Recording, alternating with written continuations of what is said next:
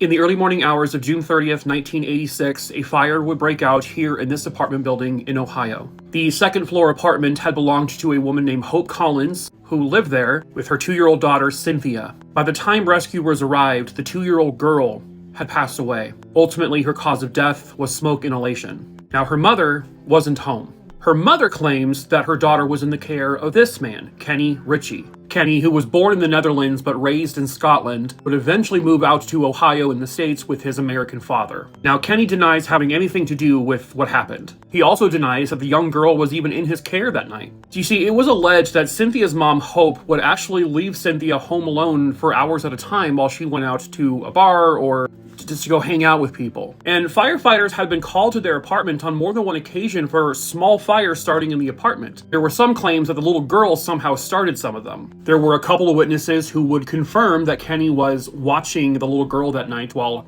her mom went out to a bar. But there are also other witnesses who stated that they saw Kenny outside of the apartment, that he was never in that apartment, and that they knew nothing about him caring for this little girl that night. Kenny, however, had an ex-girlfriend who lived in the apartment below where Cynthia and Hope lived. And so there were these allegations of revenge. He set the apartment on fire to hopefully burn a hole through the ceiling and collapse into the apartment below. Now, the local fire chief who examined the scene said that this was caused accidentally, that it was started by an electrical fan that had shorted out, and so he ordered everything to be removed. But then the state fire marshal took over, and he had a completely different outlook. He claimed that there was an accelerant, fuel, used in the apartment, and that this was actually an arson. So Kenny Richey was arrested, and he was charged with the 2-year-old girl's murder, based on circumstantial evidence only. No one could actually prove that he was in that apartment with that girl. The mother had lied many times before. She left her daughter alone many times before. But the prosecutor was running for election, and so he needed to make an example out of this high-profile case and go for the death penalty. So